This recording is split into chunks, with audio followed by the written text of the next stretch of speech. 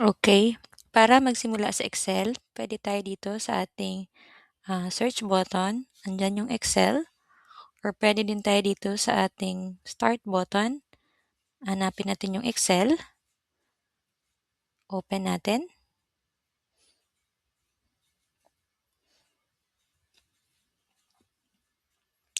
Tapos punta tayo dito sa blank workbook. Maximize lang natin, natin 'yan, then 'yan lang.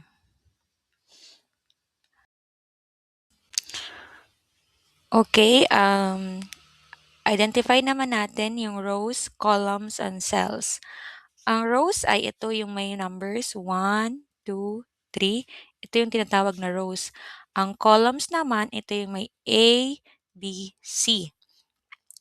So kung dito tayo, ang pangalan natin, halimbawa dito sa pinakauna, ang tawag dito ay cell A1. Ayan, pag halimbawa dito naman tayo, for example, ang tawag dito ay cell B1. Okay? So paano ba mag-type ng data? Halimbawa maglalagay tayo ng name. Ang gagawin natin ay i-double click lang natin yung ating mouse. Sa ating mouse i-double click natin, ayan, puwede ka na mag-type. Halimbawa lagyan mo ng name, ayan. Sunod naman, halimbawa, eto namang columns paano i-adjust. Halimbawa mayroon tayo ditong, um, halimbawa lagyan natin ng address. Tapos halimbawa yung mga ang ano niya is malayo halimbawa. O lagyan natin ng country for address tapos, halimbawa yung street niya ay, um, Kalinga Street, halimbawa ganyan. So lampas na siya, ang gagawin natin diyan, ilagay natin dito yung ating, cursor dito sa taas, diyan sa column, sa gitna ng B and C, itong may parang may line dito, ayan. Dapat naka-cross yung ating, cursor, ayan. Tapos double click natin, ayan, para, automatic siya na kasya yung ating tinype, hindi siya lalampas. Kasi kanina nakaganon yun, eh, ganyan. So, ibig sabihin nakalampas siya dito, pero 'pag gusto natin na, naka-auto fit siya, i-double click lang natin ito dito sa taas, okay? Ayan. Makikita niyo nag-auto fit na yung, sinulat natin na text. So, okay, paano naman eto kasi may nakalagay na akong data dito, so gusto ko siya palitan para gumawa tayo ng, um, expense tracker. Gusto ko siyang palitan dito na lang para tuloy-tuloy tayo. I-ano ko na lang 'to, i-delete ko lang ito, bale i-highlight lang natin tapos right click tapos clear contents natin, okay. So, ang ituturo ko naman sa inyo ay paano ba mag-add. Hindi natin kailangan gumamit ng calculator. So, halimbawa gagawa tayo ng ating, expense tracker. Simple lang ito, pang example lang. Halimbawa maglalagay tayo ng columns para sa date. Una gagawa tayo sa columns ng date, tapos item, tsaka amount. Okay, halimbawa, yung date natin ngayon ay, March 16. Yan ko lang 3/16, ayan. Tapos lalagyan ko halimbawa ng grocery, tapos ang amount niya halimbawa 2,000, 'yan. Tapos, halimbawa, ngayon bumili din ako ulit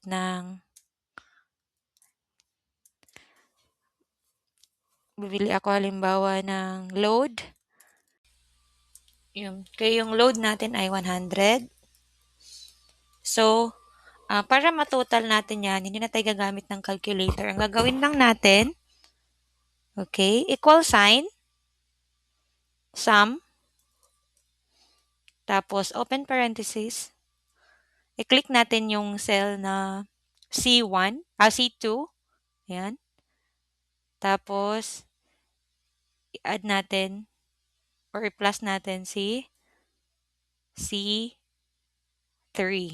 100, okay. Tapos enter natin. O ayan, automatic may total na siya na 21. Puwede equal sign, sum, open parenthesis, C2, colon, erase lang natin yung kanina kasi nag-automatic siya may lumalabas, C3. Tapos close. Okay, nag-close parenthesis tayo and then enter natin. So ayan na siya yung total niya.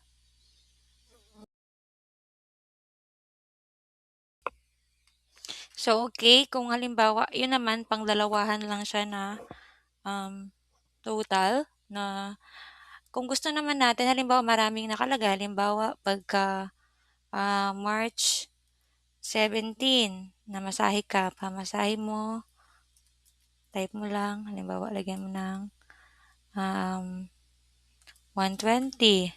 Tapos pagka 3/18, March 18, snacks mo ay umabot ng 100.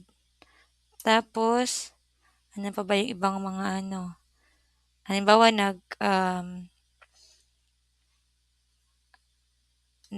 nag-print ka, nagbayad ka sa print, halimbawa ilagay natin March 19, ayan, ilagay natin nag-print mo ay ₱30. So ayan, so ibig sabihin marami na 'to. Puwede nating gamitin ang ating AutoSum function, ilagay lang natin dito sa ilalim yung total niya, yan dito sa ilalim. Ta's, hanapin natin yung AutoSum. Eto siya, yung nakikita mo yung sign sa taas, ayan. Tapos click mo yan, tapos sum. Makikita mo yan lahat, ta's enter mo lang. Ayan, ayan na yung total niya, 2,350. Gumamit ka ng AutoSum or puwede din equal sign. Katulad ng tinuro ko sa inyo kanina, sum, open parenthesis, dito galing sa cell C2 hanggang sa cell C6. So, gawa tayo ng colon. Yung meron nakalagay kaagad kasi lagyan natin ng C6. Ayan, tapos close parenthesis, tapos enter natin. So, ayan. Ayan na yung total niya. So, ayan, kung makikita nyo yung mga numbers natin, wala siyang nakasulat na amount or yung currency niya. So, kung gusto natin lagyan niya ng currency, halimbawa dollars or peso, so ito dahil Philippines tayo, peso yan. So, i-highlight lang natin dito sa taas. Ito makikita nyo, kung makikita nyo mayroong arrow down na naka-black. Ayan, tapos pindot nyo yan para i-ano niya, i-select niya yung buong columns. Ayan. Ganyan or puwede lang naman ito lang kung saan lang yung gusto mo lagyan ng currency, highlight lang natin 'yan. Tapos punta tayo dito, ito makikita niyo may dollar sign na 'yan, click natin itong arrow down, tapos punta tayo sa more accounting formats. Ayan, kung makikita niyo nakalagay siya mayroong decimal places na 2, mangyayari niyan sa 2,000 maging 2,000.00 ganyan. Kung I mean mas maganda meron siyang, sa centavo sign. Sa decimal places niya. Tapos sa symbol naman, dito tayo arrow down, tapos search natin PHP, PHP. So, 'pag wala i-ano lang natin dito tapos pindot natin letter P, tapos baba tayo, PHP, pesos and then, click natin okey. Ayan, so makikita niyo meron na siyang, um, currency and then meron na siyang dalawang decimals.